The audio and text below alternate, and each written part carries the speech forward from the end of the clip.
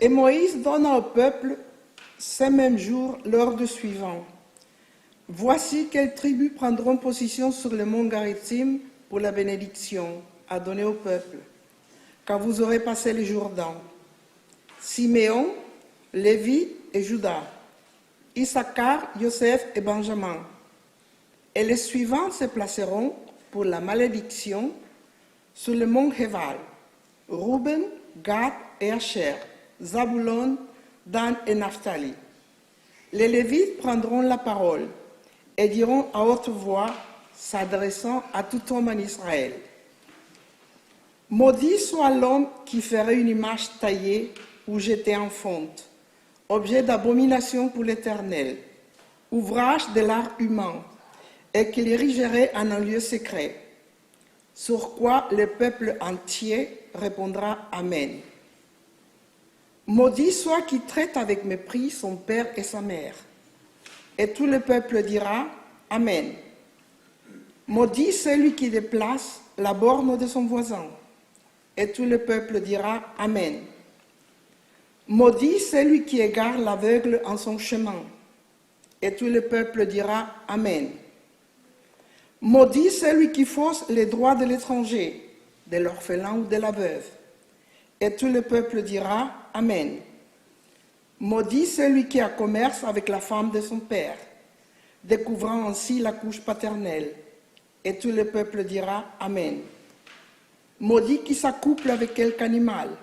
Et tout le peuple dira Amen. Maudit qui cohabite avec sa sœur, fille de son père ou fille de sa mère. Et tout le peuple dira Amen. Maudit qui cohabite avec sa belle-mère. Et tout le peuple dira Amen. Maudit qui frappe son prochain dans l'ombre. Et tout le peuple dira Amen. Maudit qui se laisse corrompre pour immoler une vie innocente. Et tout le peuple dira Amen. Maudit soit quiconque ne respecterait point les paroles de la présente doctrine et négligerait de le mettre en pratique. Et tout le peuple dira Amen. Et si tu obéis à la voix de l'Éternel ton Dieu, observant avec soin tous ces préceptes que je t'impose en ce jour, l'Éternel ton Dieu te fera devenir le premier de tous les peuples de la terre. Et toutes les bénédictions suivantes se réaliseront pour toi et resteront ton partage, tant que tu obéiras à la voix de l'Éternel. Tu seras béni dans la ville et béni dans les champs. Béni sera le fruit de tes entrailles, et le fruit de ton sol, et celui de ton bétail, la progéniture de tes taureaux, la portée de tes brebis. Bénis seront la corbeille et ta huche, et béni seras-tu à ton arrivée, et béni seras-tu encore à ton départ.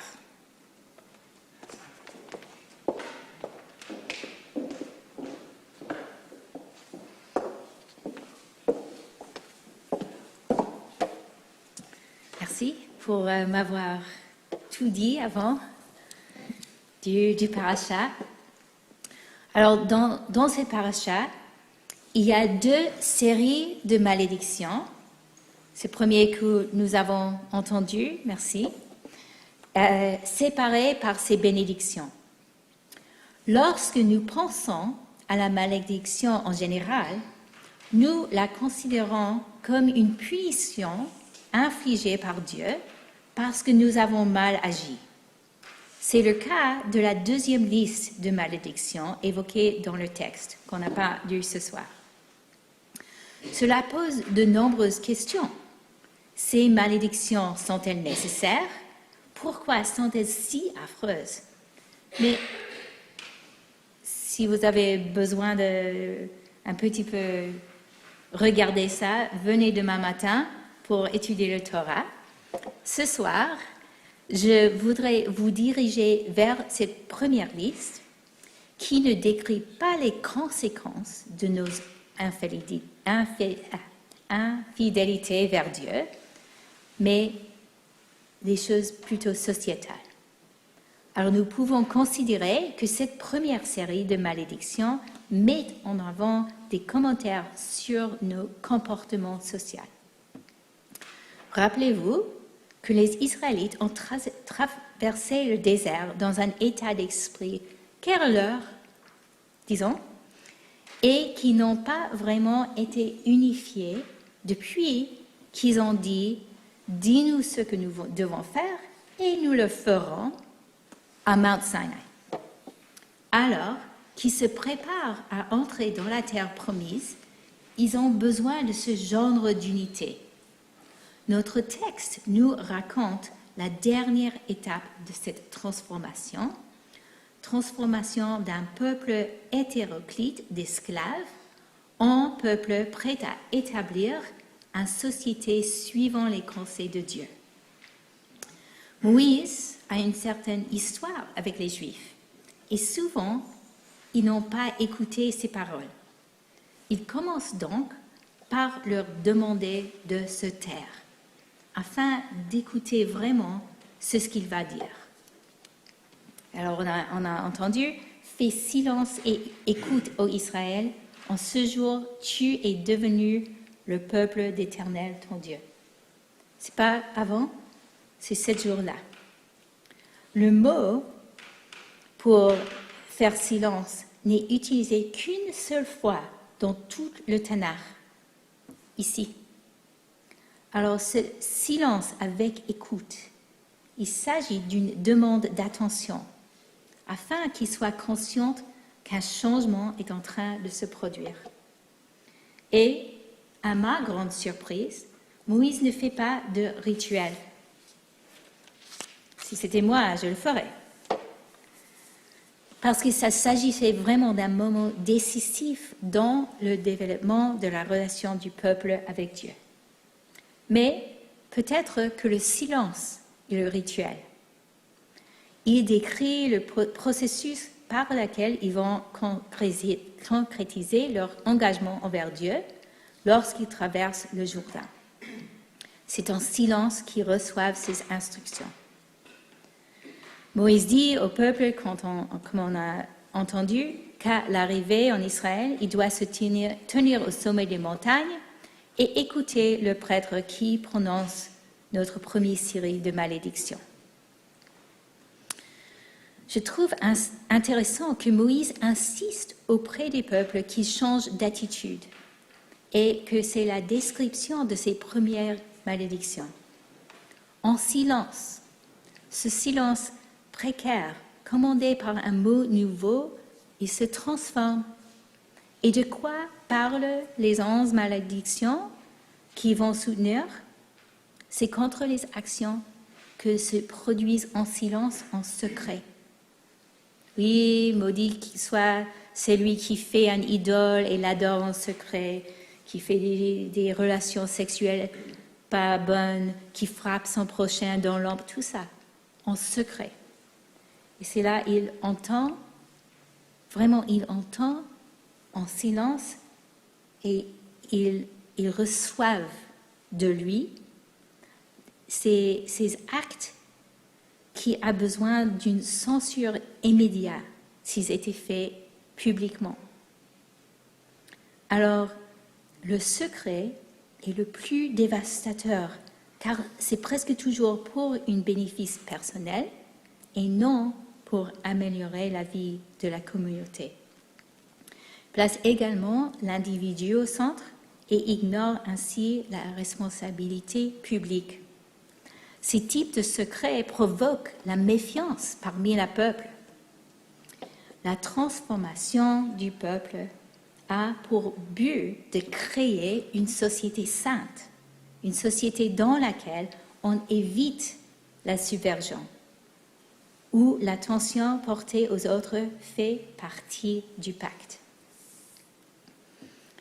Et puis, quand ils ont entendu ces malédictions, les personnes qui sont avant incapables de se taire et qui étaient si violentes dans leur dessert sont silencieuses.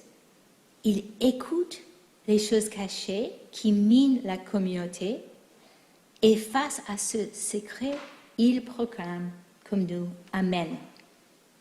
Ils ouvrent leur bouche. À ce moment-là, il ne leur est pas ordonné de faire quoi que ce soit, sauf d'écouter en silence.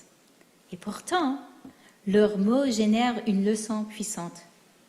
lorsque font taire leur bouche et écouter vraiment, ils se transforment en un peuple si saint qui ne peut que bannir de sa société la spectre de cette destruction secrète. Qu'est-ce qui est caché et qui est nuisible aujourd'hui? Nous savons que ces choses existent, mais elles sont souvent passées sous silence, comme dans le passé.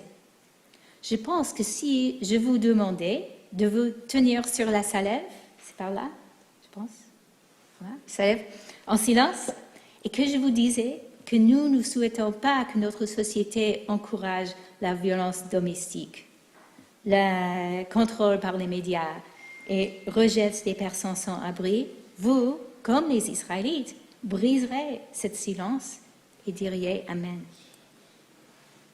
Je pense que c'est le message le plus fort de nos malédictions dans cette paracha, qu'il y a des actions que nous ne pouvons pas tolérer dans une société. Nous sommes obligés d'y réfléchir soigneusement, de les voir plutôt que de regarder et passer à côté, et de les dénoncer. Nous réagissons naturellement devant l'injustice, et la Torah reconnaît que nous n'avons pas encore trouvé le moyen de les aborder et de les éradiquer, ces mots secrets. Alors, que nous nous dirigeons vers la réflexion sur soi, des grandes fêtes, notre travail est assez simple. Nous devons rester silencieux suffisamment longtemps pour pouvoir commencer à écouter et à entendre les choses cachées que nous faisons et celles qui nous entourent. C'est à nous de rechercher ceux que nous avons blessés, avec ou sans intention, en secret ou en public. Et c'est à nous de dire nos Amen. En nommant notre défaut, nous rachetons la nouvelle page dans le livre de la vie. Avec cette page, nous pourrons alors être amenés à dire Amen et à regarder au-delà de nous-mêmes pour accomplir ensemble le grand travail de Tikkun Olam. Comme il est dit dans le Haftorah d'aujourd'hui et que nous avons chanté plus tôt dans le Chadodi, Kumi Ori, ki va orech uchvod Adonai alayich zarach. Lève-toi, resplendis, car ta lumière est venue. C'est le moment de transformation et la gloire de l'Éternel rayonne sur toi.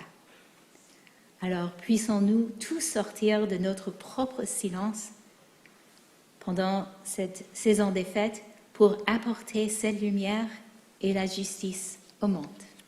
Shabbat Shalom.